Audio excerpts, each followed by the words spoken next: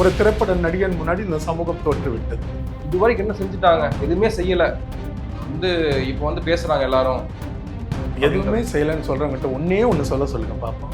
ஏன் சீமானை நம்ம இப்ப அங்கீகரிக்கிறோம் அல்லது நிராகரிக்கிறோம்? இல்ல, அவரு பார்ப்பன கடப்பாறை கொண்டு திராவிட கோட்டையை தயார் பண்றாருல. அவரோட கொள்கைகளை ஏற்கிறீங்களா இல்லையான்னு புரியுற அளவுக்கு அவர் செயல்படுறாருல்ல.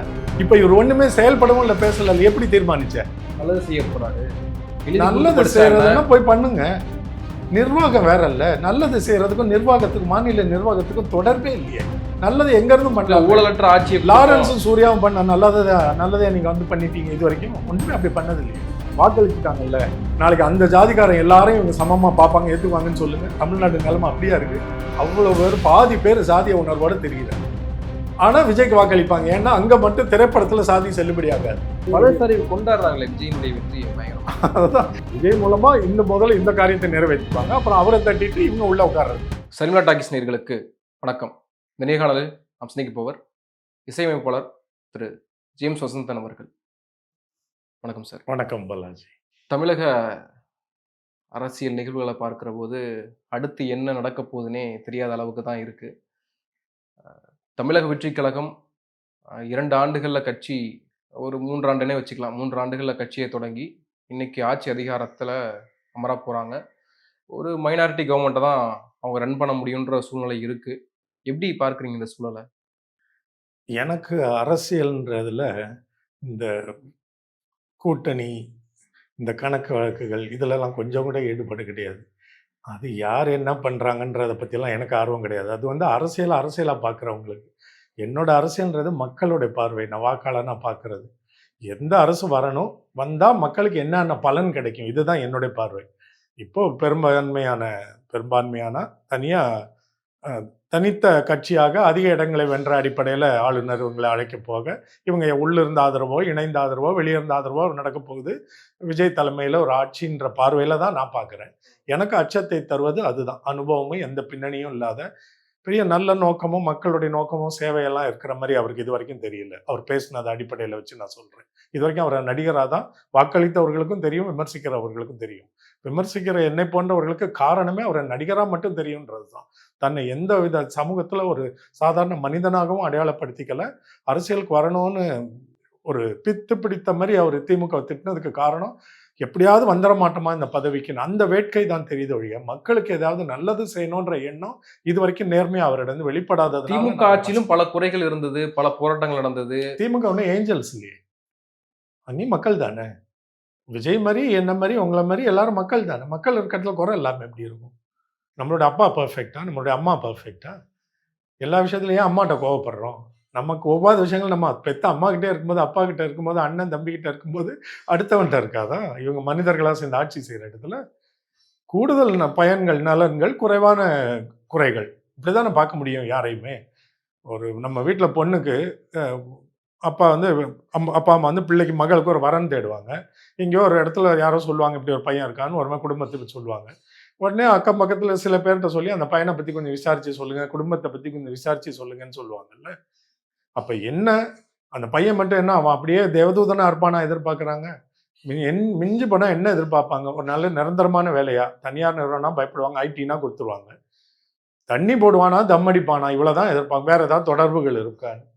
இது எல்லாத்தையும் இப்படி பார்க்குறோம்ல. அப்ப ஓரளவுக்கு அவன் பையனை கட்டிக்கிட்டு கண் கலக்காம பார்த்துக்கணும்னு நினைப்பாங்களே. இவ்வளவுதான் ஒரு அரசாங்கத்தையும் நம்ம பார்க்க முடியும்.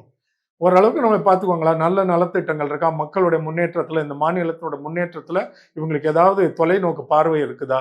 இது வரைக்கும் ஆண்ட அரசாங்கங்கள்ல இந்த ஏ சரியா, பி சிறப்பா, இப்படி பார்த்து தான் நம்ம சொல்ல முடியும். அதனால குற்றம் குறைகளே இல்லைன்னு யாரையும் சொல்ல முடியாது. இல்லை, திமுக புதிதாக ஆட்சி பொறுப்பேற்ற அன்றைய காலகட்டத்தில் அன்னைக்கு சைக்கிள் ரிக்ஷா ஓட்டினவங்க, கீழே இருந்து படிநிலையிலிருந்து வந்த ஆட்கள்லாம் ஆட்சி அதிகாரத்துக்கு எம்எல்ஏவா வந்தாங்க. அதே மாதிரி இன்னைக்கும் புது யங்ஸ்டர்ஸ் வந்திருக்காங்க. அவங்கள வரவேற்கணும். அவங்களுக்கான ஒரு ஒரு சான்ஸை கொடுத்து அவங்க என்ன கவர்னன்ஸ் ரன் பண்றாங்கன்ற பொறுத்து தானே விமர்சனங்களை முன்வைக்க முடியும். இதை 2 விதமான கோணத்துல நம்ம அணுக முடியும். எளிமையானவர்களுக்கு ஒரு சட்டமன்றத்துல உறுப்பினராகக்கூடிய மிகப்பெரிய ஒரு கனவுல கூட நடக்காத விஷயம் நடந்திருக்கு. மகிழ்ச்சி, அவனோட வாழ்க்கை முன்னேறும், அவனுக்கு ஒரு சமூக பொறுப்பு வரும்னு நம்ம நம்புறோம். ஆனா எந்த அடிப்படையில் அவனை அப்படி பார்த்து அனுப்புனீங்க? சில பேர் இதுக்குள்ள அப்படியே ஒளிஞ்சுக்கிறாங்க. நம்மளும் அப்படி ஒளிஞ்சு நம்ம ஏமாளிகள் இல்லை. இந்த ஆட்டோக்காரர் எப்படியாவது சட்டமன்ற உறுப்பினராகி அந்த ஒரு ஒரு ஒடுக்கு நிலையிலையோ அல்லது ஒரு எளிமை நிலையிலையோ இருக்கிற சமூகத்துக்கு நம்பிக்கை ஏற்படுத்தணும், அவருக்காக வாக்களிப்பான்னு அழிச்சாங்க. சினிமா நடிகை எனக்கு பிடிக்குதுன்னு அவர் பின்னாடி ஓடின ஆளு இந்த ஆட்டோ ஓட்டுனர். அந்த அடிப்படையில் தான் அவருக்கு தேர்வு வந்தது. இவரை பார்த்தா ஓட்டு போட்டாங்க. அப்படி பார்த்தா பரப்புரைக்கு அங்கே அவர் போயிருக்கணும்ல, அவரை பற்றி அவர் பேசியிருக்கணும்ல தலைவர். இவர் இப்படிப்பட்டவர், அதனால தான் இவரை தேர்ந்தெடுத்தேன், இவர் இந்த மாதிரியான பின்னணி கொண்டவர், நான் எல்லாம் பார்த்துட்டு தான் எடுத்திருக்கேன், பேக்ரவுண்ட் வெரிஃபிகேஷன்லாம் நடந்தது. பிஜிபி இல்லாமல் ஒரு கம்பெனியில் இப்போ வேலைக்கு எடுப்பாங்களா? அப்போ அப்படியே எடுத்தாங்க. ஆள் கிடைக்க மாட்டாங்களா 234 தொகுதியில்ன்ற கட்டம் வந்துருச்சு இல்லை கடைசி நேரத்தில் அவருக்கு. அதனால தானே அங்கே இங்கே அக்கிரமம் பண்ணவன், அநியாயம் பண்ணவன், இவங்க தவறான சில சொற்கள்லாம் இப்போ சமூக வலைதளங்கள் எழுதுறாங்க. அந்த மாதிரியான குற்றப்பின்னணி உணவரையெல்லாம் ஏன் சேர்த்தார்? ஆள் கிடைக்கல. அப்படி இவங்க வந்திருக்கலாம் இல்லையா? எனக்கு அந்த பக்கத்துல இருந்து பார்க்கும்போது மகிழ்ச்சி. இந்த பக்கத்துல இருந்து அவருக்காக வாக்களிக்கல இவங்க. அங்க வாக்களித்தவர்கள் நடிகர்ன்ற கவர்ச்சியில போட்ட மோக வாக்கு இது. இது திரைப்பட கட்சி, இது அரசியல் கட்சிக்காக வாக்களிக்கல. அதனால நம்ம அப்படி சொல்லி ஏமாத்திக்க கூடாது. திமுக ஒருவேளை சிறந்த ஆட்சியா கொடுத்திருந்தால், திமுக மீது குறைகள் இல்லாத ஆட்சி, நீங்க சொன்னது போல ஒரு சிறு குறைகள் தான் இருக்கு அப்படின்றப்போ, மக்கள் ஒரு மாற்றுன்னு ஏன் போகணும்? ஏன் இவ்வளோ பெருவாரியான மக்கள் போய் வாக்கு செலுத்தியிருக்காங்க, இன்க்ளூடிங் திமுகவுடைய வாக்குகளும் அவர் எடுத்திருக்காரு, தலித் வாக்குகள் எடுத்திருக்காரு, கிறிஸ்டின்ஸ் வாக்குகள் எடுத்திருக்காருன்னு சொல்லப்படுறப்போ, அப்போ இந்த மாற்றம் ஏன் மக்கள் விரும்புனாங்க? மக்கள் ஒன்றும் பெரிய மாற்றத்தெல்லாம் விரும்பல. நடிகன் பின்னாடி மயங்கிட்டாங்க.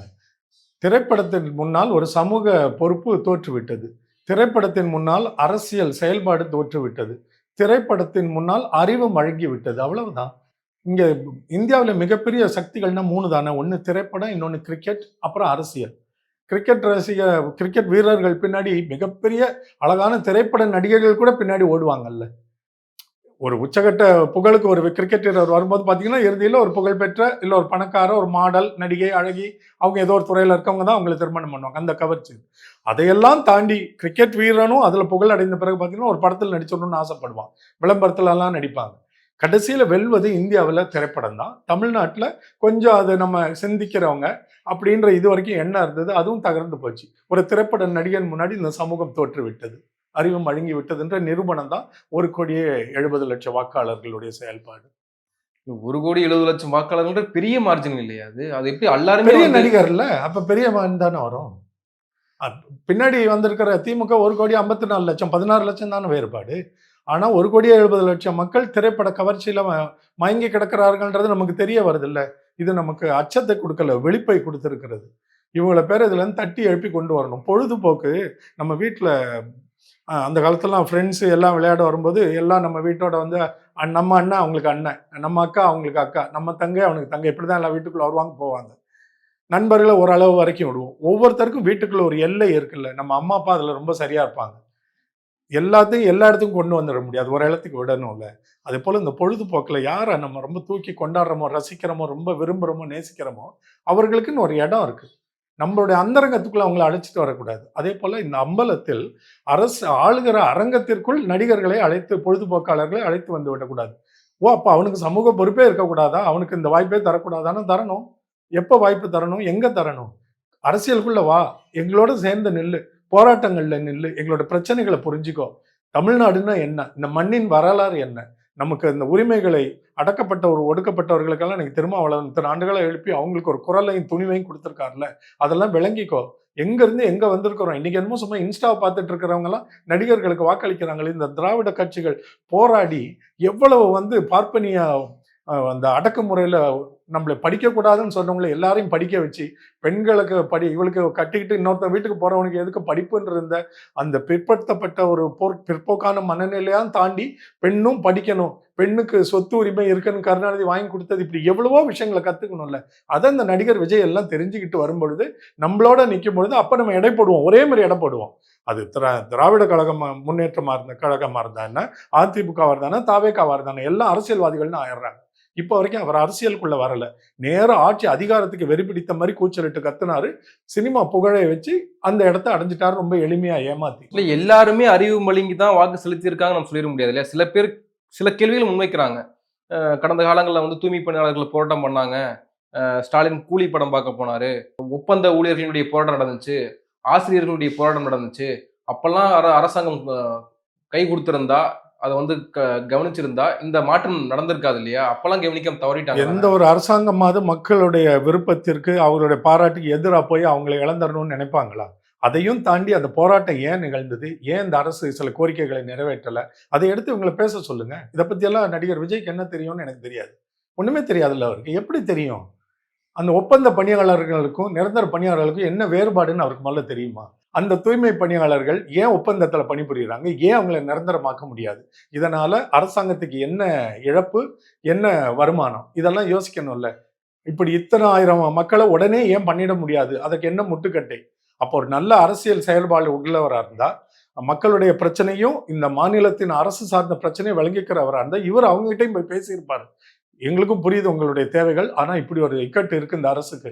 இதை ஒருவேளை பின்னாடி அவங்களும் சரி பண்ணுவாங்க, ஒருவேளை அவங்க முடியலன்னா நாங்க சரி பண்ணணும்னு ஏதாவது பேசணும். அவர் தேர்தலுக்கு வரணும், முதல்வர் ஆகணும்னு ஆசைப்பட்டப்ப கண்ணு முன்னாடி என்ன தெரிஞ்சதோ அதெல்லாம் எழுதி கொடுத்ததான் படிச்சாரு. எழுதி கொடுத்து வாசிக்கிறவர் எப்படிங்க ஒரு முதலமைச்சர் ஒரு மாநிலத்தை ஆளுகிற இடத்துக்கு வர முடியும்? எனக்கு அதை விளங்கிக்கவே முடியல. இதனாலதான் அந்த 1,70,00,000 மனசுல நல்ல எண்ணம் இருந்தா நல்லது செய்ய போறாரு.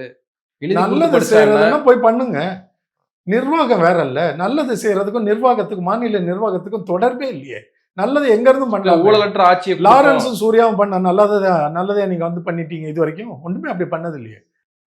10வது 12ஆம் வகுப்பு படிக்கிற மாணவர்களுக்கு மாவட்ட வாரியா தான் முடிவுகளே வரும். இந்த பள்ளியில முதன்மையான மாணவன் மாணவின்னு வரும். அந்த இன்ஸ்பெக்டர் ஆஃப் மெட்ரிகுலேஷன் ஸ்கூல்ஸோ டைரக்டரேட் ஆஃப் ஸ்கூல்ஸ் அறிவிக்கும் பொழுதே மாவட்ட வாரியாக தான் அறிவிப்பாங்க. அப்போ நீங்கள் பரிசு கொடுக்குறவா மாவட்ட வாரியாக கொடுத்துருப்பீங்க. 234 தொகுதி வாரியாக கொடுக்கும்போதே உங்களுடைய மலிவான எண்ணம் தெரிஞ்சிருதே. அதன் வழியா தொகுதிக்கு உள்ள போய் அரசியல் நோக்கத்துக்காக தானே கொடுத்தீங்க. உண்மையான மாணவர் சமூகத்தின் மேல அக்கறை இருந்தா முதல் மதிப்பெண் எடுக்கிறவன் 2வது மதிப்பெண் எடுக்கிறவனுக்கு வங்கி கல்வி கடன் கொடுக்கறதுக்கு வீட்டு வாசல்ல வருது.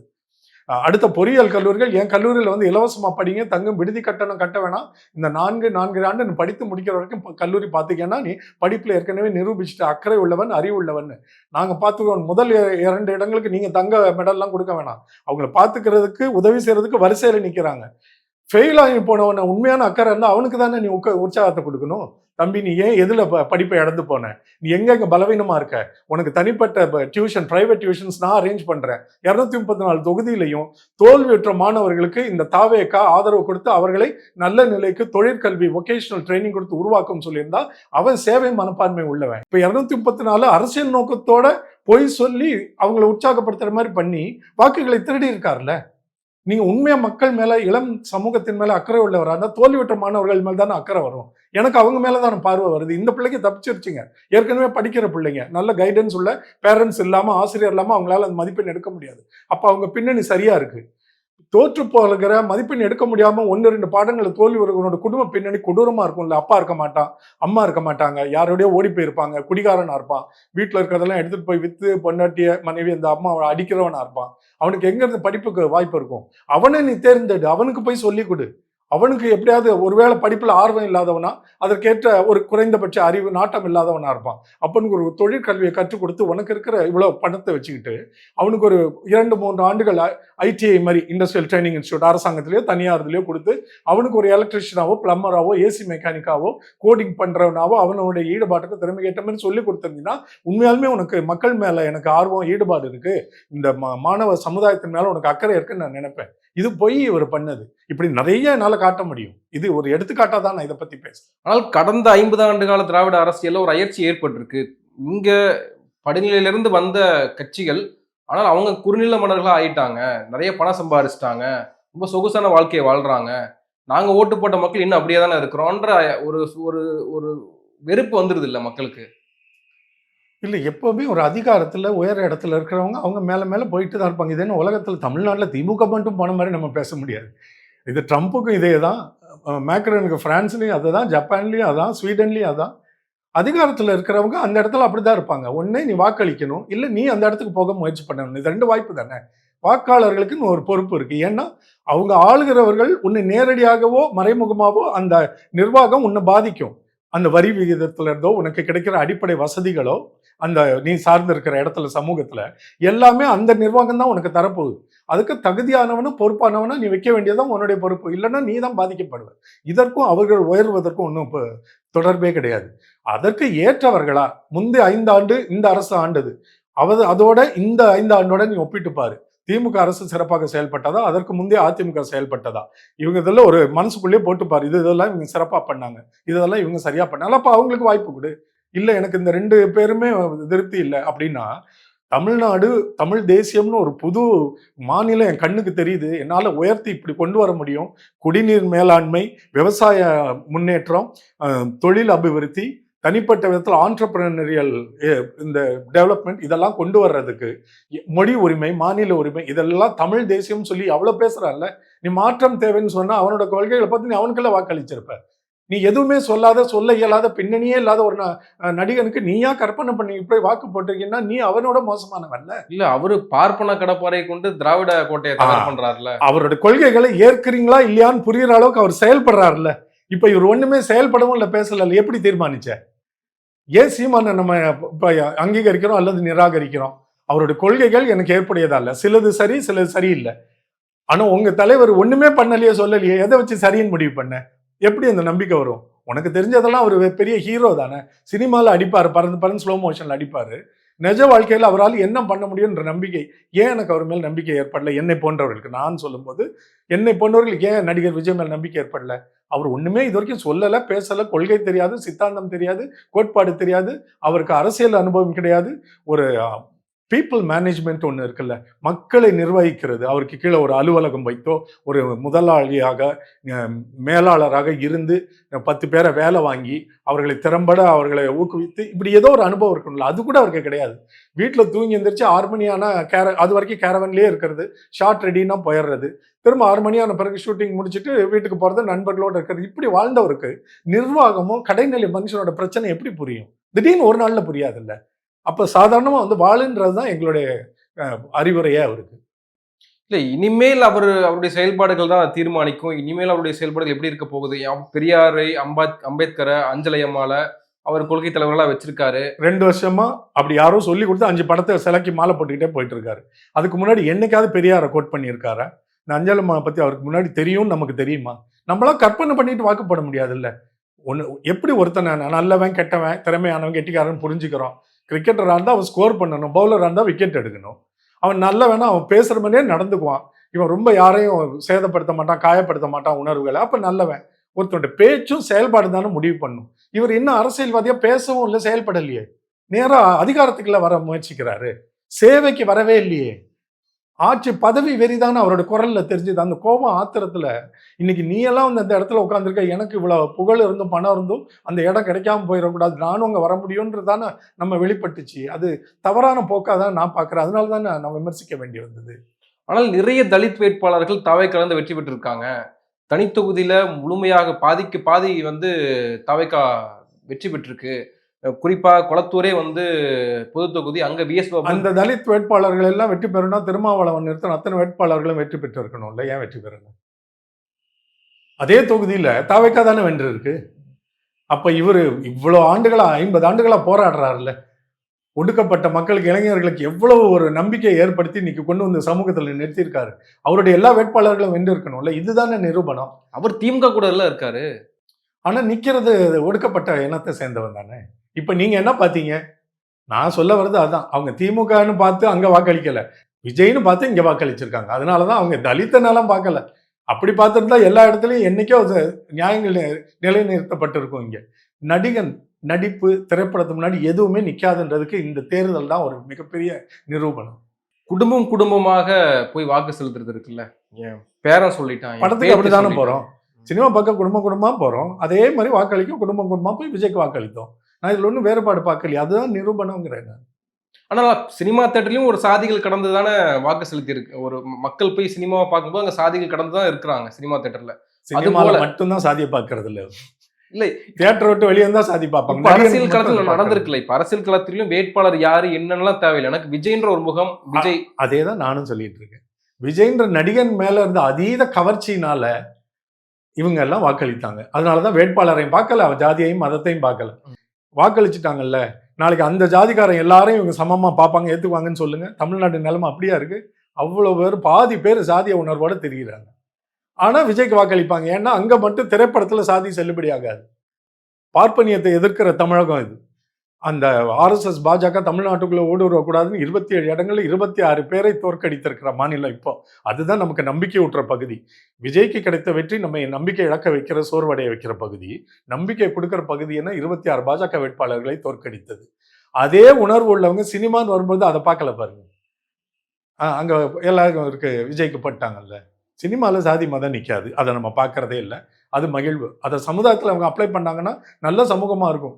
இவங்கெல்லாம் கட்சி நடத்த வேண்டிய அவசியமே இருக்காது. திருமாவளவன்லாம் எல்லாம் ஒன்றாயிருவோம். தனி தொகுதின்னு ஒன்றே வைக்க வேண்டிய அவசியம் எல்லாம் போயிருமே. நமக்கு எல்லாம் ஒரே பார்வையாக இருந்தா எதுக்கு தனி தொகுதின்னு ஒன்று வைக்கிறோம்?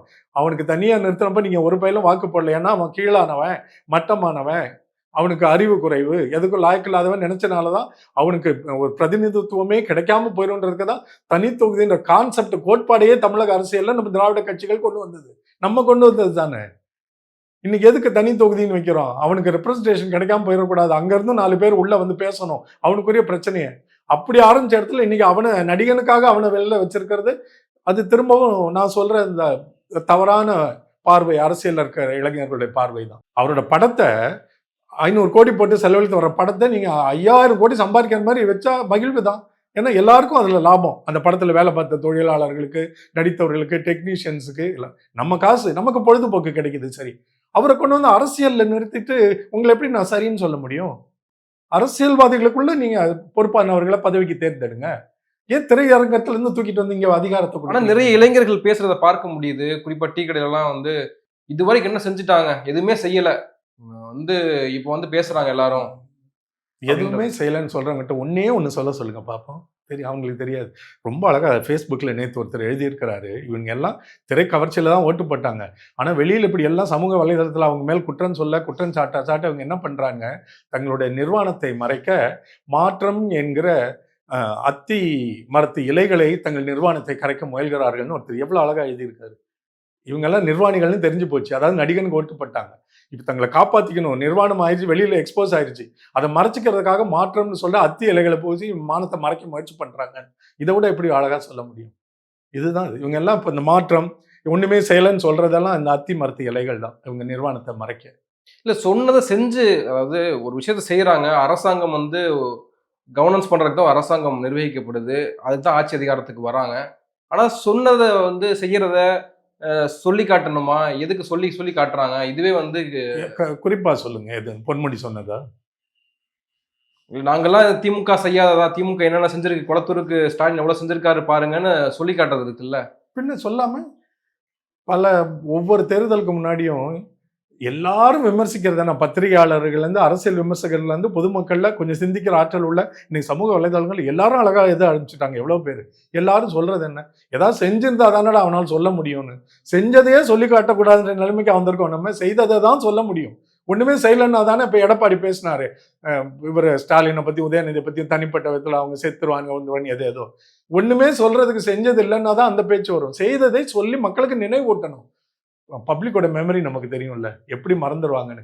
ஜெயலலிதா வந்து அந்த சுதாகரன்னு ஒரு ஆடம்பர திருமணம் நடத்தி ஒரு குற்றவாளி மாதிரி மக்கள் முன்னாடி நின்னப்போ அடுத்த தேர்தலில் எவ்வளோ மோசமாக தோத்தாங்க. சுகவனம் அவங்கள அந்த தொகுதியில் தோற்கடிக்கலையா? அப்படியே மக்கள் நிராகரிச்சாங்கல்ல. அடுத்த முறை ரெக்கார்ட் பிரேக்கிங் அதே ஜெயலலிதா வின் பண்ணுறாங்கல்ல. மக்களுடைய மெமரி இவ்வளவுதான்.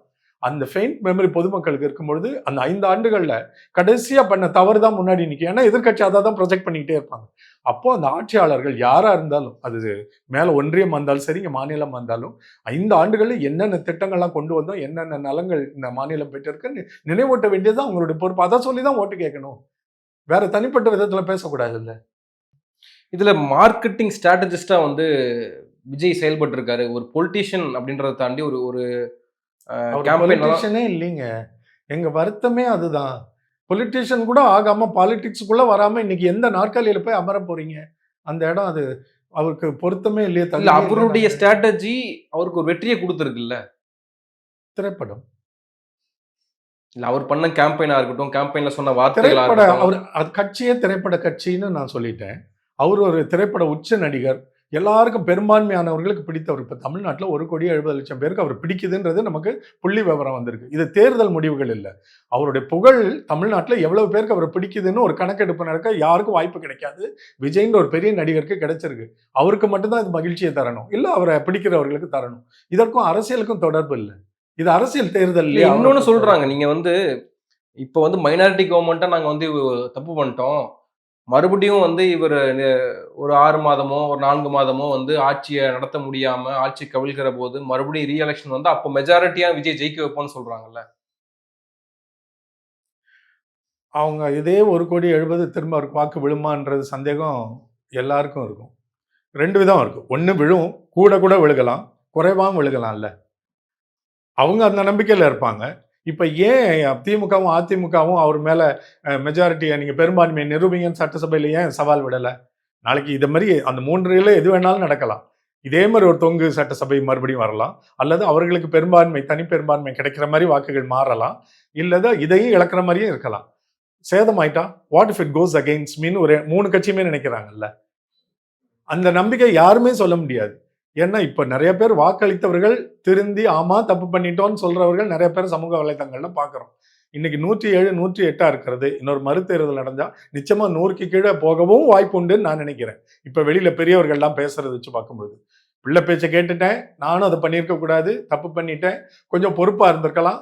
கொஞ்சம் சிந்திச்சிருக்கலாம். என் பிள்ளைக்கு நான் சொல்லி கொடுத்துருக்கலாம்னு 10 பேர் சிந்திச்சாலே வாக்கு மாறிடும்ல. பெரிய கருப்பன் ஒரு ஓட்டுல தானே தோத்துருக்காரு இல்லையா? ஸோ என்ன வேணாலும் மாறலாம். அதனால மறுதேர்தல் தான் வரணும்னு இந்த மாநிலத்துக்கு இருந்தா ஒரு தெளிவான உறுதி அடுத்த முறை கிடைக்கலாம் நிச்சயமா. யாரோ ஒருத்தருக்கு கிடைக்கும். எடப்பாடிக்கு கூட அந்த வாய்ப்பு கிடைக்கலாம். ஆனா எடப்பாடி பிஜேபியோட நின்னா அது கிடைக்க வாய்ப்பு இல்ல. தனியா வந்தா அவருக்கு வெல்வதற்கு கூட வாய்ப்பு இருக்கு.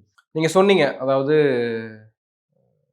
சாதி பார்க்காம எப்படி சினிமா தியேட்டருக்குள்ள போம்போது சாதி பார்க்காம போறாங்களோ மக்கள், அது மாரி சாதி பார்க்காம விஜய்க்கு வாக்கு விழுந்திருக்குன்றும் பேசுறோமோ, அவரும் சாதி பார்க்காம வேட்பாளர் நிறுத்தியிருக்காரு. குறிப்பாக வந்து திராவிட கட்சிகள் எதெல்லாம் வந்து பிரேக் பண்ணியிருக்காங்களோ, குறிப்பாக வந்து சட்டமன்றத்துக்குள்ள ஆ பார்ப்பன நபர்கள் வந்து போனதே கிடையாது. உயர் சாதியினுடைய ஆட்கள் எம்எல்ஏ ஆனதே கிடையாதுன்ற வரலாறுலாம் இருக்கு. அது ஜெயலலிதா, அதுக்கப்புறம் இன்னொருத்தர் தான் இருந்ததா நம்ம பார்க்கிறோம். ஆனா இன்னைக்கு 2 பிராமின்ஸ் வந்து சட்டமன்றத்துக்குள்ள தவைக்கா வேட்பாளர்கள் போயிருக்காங்க. ஸ்ரீரங்கத்திலயும், மயிலாப்பூர்லயும் வெற்றி பெற்ற வேட்பாளர்கள் பிராமின்ஸ். ஸோ அத எப்படி நம்ம பார்க்கலாம்? நான் பொதுவா இந்த ஆராய்ச்சி எனக்கு பிடிக்கவே பிடிக்காது. மதத்தின் அடிப்படையிலும், ஜாதி அடிப்படையிலும் பார்க்கறது. நான் அந்த ஒடுக்கப்பட்டவர்களுக்கு ஒரு உரிமை கிடைச்சா மகிழ்வேன். ஏன்னா அவங்கள இத்தனை வருஷம் தட்டி தட்டி வச்சுங்க. இதே பார்ப்பனியம் தான் அவங்கள தட்டுச்சு. நம்ம இன்னைக்கு இருக்கிற நம்ம பிராமண சமூகத்தோட, நம்ம நண்பர்களோட நம்ம வந்து குழப்பிக்க கூடாது அத. அப்போ உங்களுக்கு பிராமின் ஃப்ரெண்ட்ஸே கிடையாதுன்னா, நமக்கு இருக்கவங்களே எல்லாம் இருப்பாங்க. நம்ம இன்னைக்கு அந்த பார்வையை பார்க்கக்கூடாது. பார்ப்பனியம்ன்ற கோட்பாடு இருக்குல்ல, பெரியார் எதிர்த்தது. அவர் பார்ப்பனர்களை எதிர்க்கவில்லை, பார்ப்பனியத்தை எதிர்த்தார். ஏன்னா, அவன் நான் மேலானவன், கீழானவன் சொல்லிட்டான். நமக்கு தமிழ் சமூகத்துல நம்ம தமிழ்ல முன்னோர்கள் சொல்லி கொடுத்தது இட்டார் பெரியோர் இடாதார் இழிகுலத்தோர். எவெல்லாம் தானம் பண்ற பிறருக்கு கொடுக்கிற மனசு இறக்கம் உள்ளவனா இருக்கணும் அவெல்லாம் மேல்குலம். அப்படி வளர்ந்த தமிழ் சமூகத்துல இவனுங்க நிறத்தை வச்சு வர்ணாசிரமத்தை கொண்டு வந்து நீ எல்லாம் படிக்க அறிவு இல்லாதவன், தகுதி இல்லாதவன், நீ இவ்வளவு படிச்சா போதும், துண்டை தோல்ல போடக்கூடாது, அக்கல்ல வைக்கணும், இடுப்புல கட்டணும்னு சொன்ன அந்த காலத்தையெல்லாம் மாற்றி இன்னைக்கு அவங்களுக்கு சட்டம் போடவும், சட்ட படிப்பு படிக்கவும், சட்டத்தை உருவாக்குகிற இடத்துல சட்டமன்றத்தில் உட்கார்ற அளவுக்கு உயர்த்து கொண்டு வந்ததுன்னா இந்த நீதி கட்சியிலேருந்து திராவிட கட்சி, இன்னைக்கு திராவிட கழகங்கள் தானே. இந்த திராவிட கட்சியெல்லாம் என்ன பண்ணிடுச்சுன்னு கேட்குற இளைஞர்களுக்கு நம்ம சொல்லாம விட்டுட்டோமேன்னு நான்லாம் வருத்தப்படுறேன். நான் personally I feel very guilty. எவ்வளோ இளைஞர்களுக்கு நம்ம சொல்லி கொடுத்துருக்கணும், இதை எல்லாம் சொல்லாம தெரியும்னு நினச்சி விட்டுட்டோம். We have taken it for granted ரொம்ப லைட்டாக. ஆனால் இந்த சமூகம் வந்து இன்னைக்கு இன்ஸ்டா இன்ஃப்ளூயன்சர்ஸை பார்த்து பின்னாடி போகிற கூட்டமாக இருக்கிறனால இவங்களுக்கு அதுக்கெல்லாம் நேரம் இல்லை. ஆனால் நம்ம பண்ணி தான் ஆகணும். இப்போ யார் ஆட்சி செய்தாலும் சரி, நம்மளுடைய எஜுகேட்டிங் த யங்ஸ்டர்ஸ் பணி தொடர வேண்டும்னு நான் நினைக்கிறேன். ஆனா இது ஏன் நான் கேட்டேன் அப்படின்னா, உயர் சாதியினரை பத்தி ஏன் குறிப்பா கேட்டேன்னா, நிறைய பேர் இன்ஸ்டால பார்க்க முடியுது, சமூக வலைதளங்கள்ல பேசுறத பார்க்க முடியுது. சனாதனம்னு சனாதனத்தை அழிச்சிருவேன்னு பேசுனீங்கல்ல, இப்ப வாங்கடா சனாதனத்தை ஒழிப்பனா சொன்னீங்க இப்போ அப்படின்னு பேச சனாதனம் ஒழிக்கப்பட வேண்டும்ன்றதுல எல்லாரும் தெளிவா இருக்கும். சனாதனம்ன்றது வர்ணாசிரமம் தானே. தலையில பிறந்தவன், நெஞ்சில பிறந்தவன், கால்ல பிறந்தவன், கீழே பிறந்தவன், மனிதர்களை 4 குலமா பிரிச்சதை தானே எதிர்க்கிறோம். அதான் அந்த வர்ணாசிரமத்தை தானே எதிர்க்கிறோம். அந்த சனாதனம் தானே. நம்ம வந்து பிராமணர்களுக்கு எதிர் இல்லையா? அதை வந்து இவங்க ரொம்ப சாமர்த்தியமா ஆர்எஸ்எஸ் அதை இன்டர்பிரேட் பண்ணுவாங்க. இந்த தமிழர்களுக்கே தப்பா சொல்லி கொடுப்பாங்க. இல்ல, நம்ம அதுக்கெல்லாம் எதிர் கிடையாது. மேலானவன் கீழானவன் சொல்ற அந்த வர்ணாசிரம சனாதன கொள்கையை தான் நம்ம எதிர்க்கிறோம். எல்லாம் சமம்னு சொல்றோம்ல, சமூக நீதி. அந்த பார்வை தான் தமிழ் மாநிலத்தோட பார்வை. நம்ம திராவிட கழகங்கள் இல்லாத தமிழ்நாட்டை உருவாக்கிட்டாங்க, அதுக்கு வாழ்த்துக்கள் அப்படின்னு பிஜேபியே அவங்க அப்படித்தான் சொல்லுவாங்க. அவங்க இதை தானே எதிர்பார்க்கறாங்க. திராவிடம் இல்லாத தமிழகம்ன்றதான அவங்க கோட்பாடே. அவங்களுக்கு இதுல மகிழ்ச்சி. எதிர்க்கு எதிரி நண்பன் தானே. அந்த அடிப்படையில் இவருக்கு கொள்கை எதிரின்னு சும்மா சொல்லிட்டு இருந்தாரு. இதை நான் வளர்த்து பெத்து விட்ட குழந்தை தான் இன்னைக்கு பிஜேபி நிரூபிச்சிருச்சுல ஒரு ஸ்டேட்மெண்ட் மூலமா. கண்டிஷன் இல்லாத ஆதரவு விஜய்க்கு கொடுங்கன்னு ஏன் பிஜேபி சொல்லுது? இதைத்தான் நாங்க முதல்ல சொல்லிட்டு இருந்தோம். அது பிஜேபி வளர்த்த குழந்தை தான். இன்னைக்கு அது வலதுசாரிகள் கொண்டாடுறாங்களே விஜயினுடைய வெற்றியை பயங்கரமா. அதுதான் இது ஆரம்பத்துல இருந்து தேர்தலுக்கு முன்னாடியில இருந்து நம்ம சொன்னது தானே. நிரூபிச்சிருக்குல்ல. அவங்க சொல்றாங்களே ஆதரவு கொடுங்க, எந்த கண்டிஷனும் இல்லாம அன்கண்டிஷனல் சப்போர்ட் கொடுங்க விஜய்க்குன்னு. ஏன்? அவன் தான் எங்க ஆளு, நான் அதுக்கு தான் உங்களை கொண்டு வந்திருக்கிறேன். திராவிடத்தை முதல்ல அழிக்கணும், அப்புறம் உங்களையும் சேர்த்து அழிக்கிறதுக்கு எங்களுக்கு தெரியும். விஜய் வளர்த்து விடுறதுக்கு அவங்க வந்திருக்காங்க. இதுக்காக ஆர்எஸ்எஸ் இவ்வளவு பாடுபடுது பிஜேபியும். விஜய் மூலமா முதல்ல இந்த காரியத்தை நிறைவேற்றிக்குவாங்க, அப்புறம் அவரை தட்டிட்டு இவங்க உள்ள உட்கார்றதுக்கு. இவங்கெல்லாம் பாவம் அரசியல் அனுபவம் இல்லாதவங்க. இன்னைக்கு நமக்கு ஏதோ சாதகமா இருக்குன்னு நினைச்சிட்டு இந்த சின்ன பிள்ளைகள்லாம் ஒரு பக்கம் குதிக்க, விஜய் மகிழ, கடைசியில் தமிழகத்துக்கு என்ன நிலைமை ஏற்பட போகுது? திரும்ப இதே திராவிட கழகங்கள் இந்த 5 ஆண்டுகளுக்கு பிறகு, ஒருவேளை 5 ஆண்டுகள் இந்த ஆட்சி நீடித்தால், அதற்கு பிறகு மறுபடியும் இந்த இழந்த வெற்றியெல்லாம் மீட்டு போராடி தமிழகத்தை மேலே உயர்த்தி கொண்டு வந்து அப்புறம் தான் திரும்ப முன்னேற்றத்துக்கு போகணும். இந்த அடுத்த 5 ஆண்டுகள் சரிவு ஏற்பட நிறைய வாய்ப்பு உண்டுன்னு தான் நான் இன்னைக்கு நினைக்கிறேன். ஒருவேளை சரிவு இல்லாம இருக்கிற நிலையில நிறுத்தினாலே பெருமகிழ்ச்சி. ஆனா அது முன்னேற்றம் ஏற்படாம போயிடும். பார்ப்போம், பொறுத்திருந்து பார்ப்போம் என்ன நடக்குது. நன்றி சார். நன்றி. நன்றி.